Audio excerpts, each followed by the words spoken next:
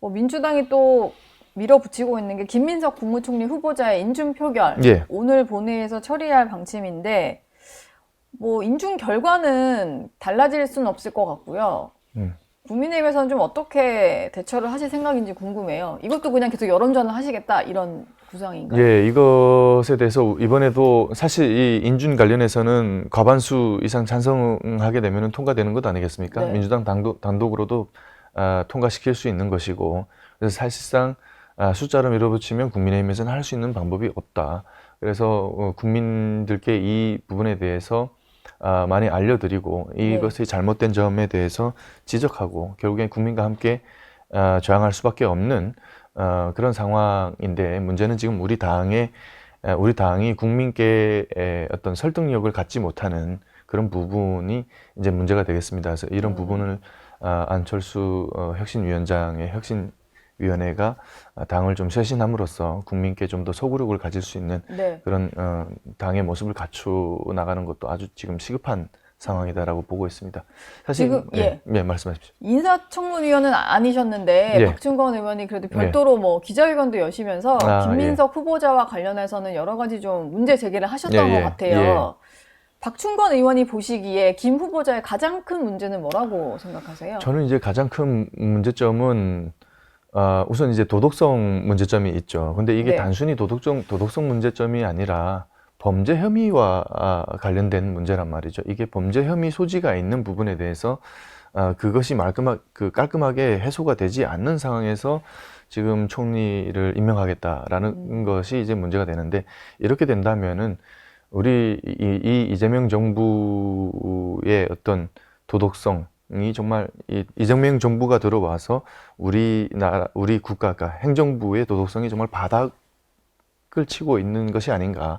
그래서 공직사회의 윤리 기준이 무너지게 되면은 더 이상 이것은 이제 피해는 다 국민께 돌아간다는 것이고, 두 번째로는 김민석 총리 후보자의 자질 문제와 관련된 것인데, 인사청문 과정에서도 보셨겠지만은 우리나라의 정부 예산이 얼마인지, 673조가 되는 정부 예산이 얼마인지 그것에 대한 감도 없었고, GDP 대비 국가 부채 비율이 얼마인지에 대해서도 감이 없었습니다. 20-30% 되지 않나요? 이렇게 얘기를 했는데, 이런 기본적인 상식도 없는 분이 과연 그럼 이번에 진행이 되고 있는 이 2차 추경 예산안은 과연 그러니까 GDP가 아니라 정부 예산의 몇 프로 정도가 추가로 되는 것인지에 대한 감도 없는 것 아니겠습니까? 그리고 국가 부채 비율도 얼마인지 감이 없는 분이 처음으로 시행하려고 하는 정책이 직장인 점심값, 반값 제공하는 그런 정책을 추진하겠다라고 하는데, 이것은 물론 이제 직장인들께서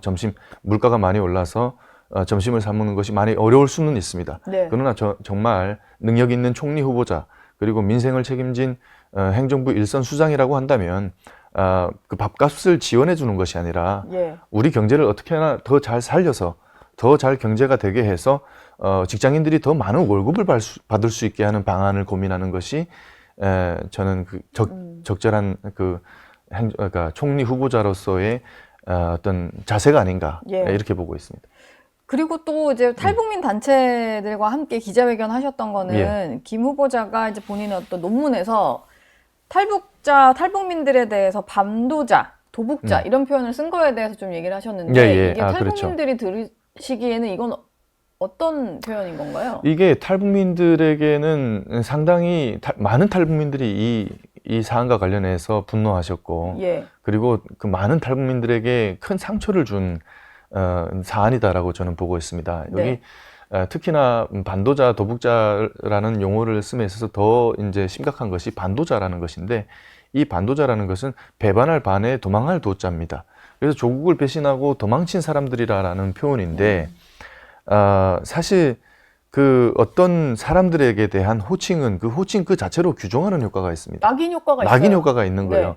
그런데 지금 탈북민들은 자유를 찾아서 자유민주주의를 선택해서 목숨 걸고 대한민국에 정착을 하지 않았습니까? 근데 이것만으로 끝이 아닙니다.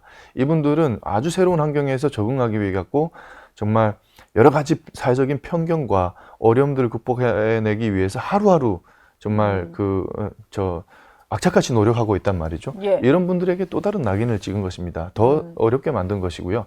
그리고 이제 궁색하게도 이 표현을 쓴 것에 대해서 어떤 취지로 썼느냐라고 하니까 이게 잘못된 거 아니냐라고 지적을 한다는 얘기가 중립적인 의미에서 사용했다라고 하는데 과연 반도자가 어떻게 중립적인 의미인가? 중립적인 누구와 의미. 누구 사이에서 중립적인 의미로 사용했다는 것인가라는 예. 말씀 드리지 않을 수가 없고 네. 또한 뭐 예시로 드는 것이 애인도 다양한 언어로 부르지 않느냐 같은 의미다라고 얘기를 하는데 어떻게 사람들이 자기 애인에게 사랑을 듬뿍 담아서 표현하는 애칭하고 이게 같은 의미로 비교가 될 수 있는가? 예. 예, 이런 정말 뻔뻔하고 네.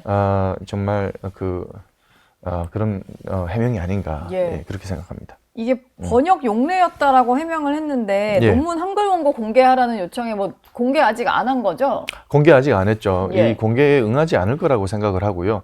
예, 번역 과정에서 용례로 사용된 거다라고 하는 것인데 네. 만약에 그것이 사실이라면 한글로 처음에 작성한 그 원본에는 탈북민 혹은 탈북자로 기록이 됐을 거 아니겠습니까? 뭐 제가 김민석 총리 후보자가 최근에 어떤 여러 사람들이 쓰고 있는 뭐 세터민 혹은 북향민이라는 용어까지 썼기를 바라지는 않습니다. 네. 그래도 우리가 언론이나 그리고 대한민국 국민들이 통용하고 있는 탈북자라는 표현을 탈북자라는 표현 정도는 적어도 써야 되지 않는 것인가? 이런 의미에서 이제 우리가 요청을 했던 것이고요. 그게 사실 제일 중립적인 예, 표현이니까. 왜냐면은 이게 네. 탈북민들은 자신들을 부르는 그 호칭에 상당히 민감해요. 아까도 말씀드렸다시피 이게 규정하는 효과가 있기 때문에 낙인 효과가 있기 때문에 예. 상당히 민감한데 이런 것들을 의식하신 여러 인사들께서 뭐 다른 의미로 한번 불러보자 해서 뭐 세터민이라는 용어도 도입을 해봤고 그리고 북향민이라는 용어도 써봤고 이런 네. 것들이 있지 않겠습니까? 예.